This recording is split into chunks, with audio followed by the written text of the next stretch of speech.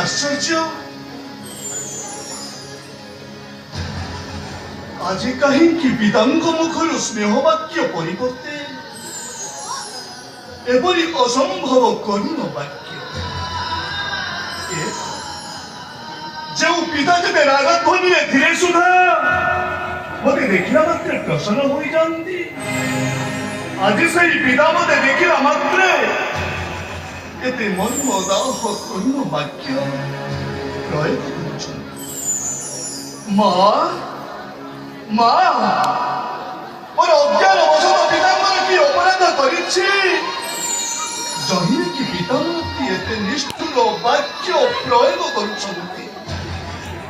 शीघ्र कुह माँ पिता सर्वदा मते स्नेह करन्ति मते देखिया मात्रे तांको आनंदर सीमा उछुली पड़े माँ आज एक कि व्यापार से आनंद आदि कहीं की नहीं शीघ्र कुह माँ कहले क्षमा मागी नेबी रामचंद्र वृथा चिंता कर ना पितांकर किसी अमंगल होई नाही किबा तांकर कोनसे असंतोष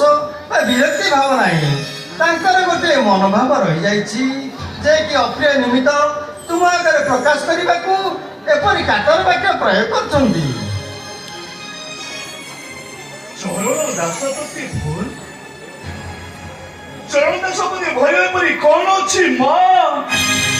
कहले क्षमा मागी नेबी रामचंद्र पिता वर्तमान सत्य आबद से विस्मय कुंठित कातर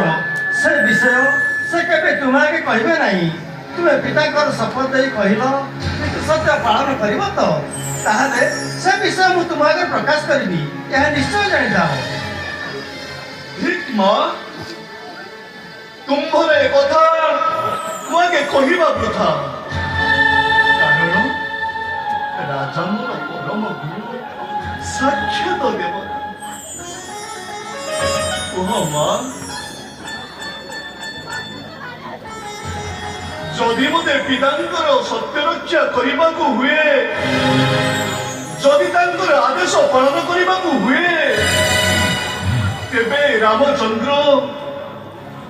अतल समुद्र संतरण करिबा हर विष को भक्षण करिबा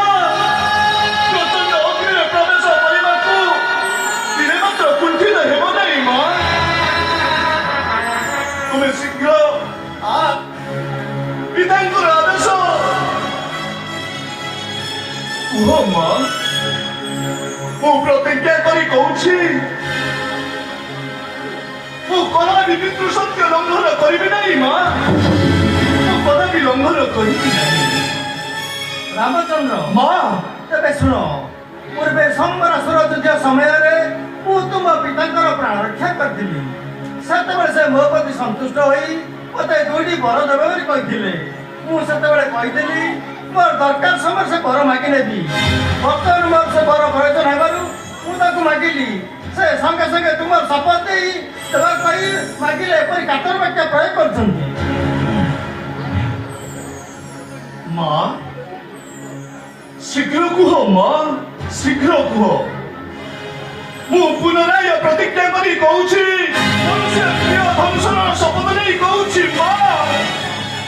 मु निश्चय पितृ सत्य रक्षा करिबि शीघ्र कुह माँ शीघ्र कुह रामचंद्र तेबे सुन प्रथम वर हेउछि मोर पुत्र भरत 14 वर्ष अयोध्या राजा हेबो तो द्वितीय वर तुमे 14 वर्ष ऋषि वेश धारण करी वनवास करिबो 14 वर्ष पर फेरी तुम राज्य राजा हेबो या पिता तुम निकट शपथ करछन्ति या तुम पालन करिबा हेबो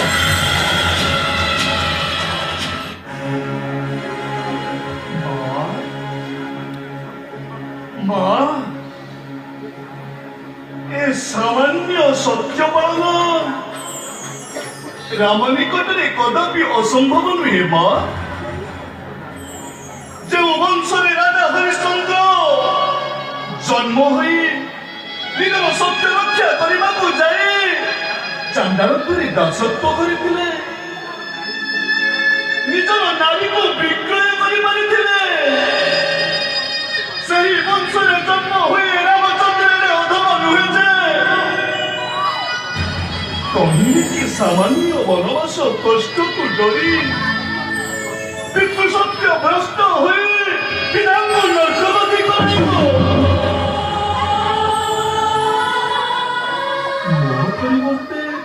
ମୋ ପରିବର୍ତ୍ତେ ଭରତ ଆଜି ଅଯୋଧ୍ୟାରେ ରାଜା ହେବ ଶୁଣି ଆନନ୍ଦର ସୀମା ରହୁନାହିଁ ମା ଶୁଣି ଆନନ୍ଦର ସୀମା ରହୁନାହିଁ ମା ତେବେ ଏହା ତେବେ ଇଚ୍ଛା ଥିଲା ମୋତେ ପୂର୍ବରୁ କହିଥିଲେ ଭଲ ହୋଇଥାନ୍ତା ବାପା ତା ନ ହୋଇଥିଲେ ତୁମର ଦଶ ଆଜି ଜଗତ ଏକ ସାଙ୍ଗରେ କାନ କରିଥାନ୍ତା ବାପା ରାମଚନ୍ଦ୍ର ତୁମେ ଯେତେବେଳେ ସତ୍ୟର ଆବଦ୍ଧ ହେଲାଣି ସେତେବେଳେ ତୁମର ପିତୃ ସତ୍ୟର ଗଲାଣି ପିତୃ ସତ୍ୟ ପାଳନ କରି ବନକୁ ଯିବା ତୁମର ଉଚିତ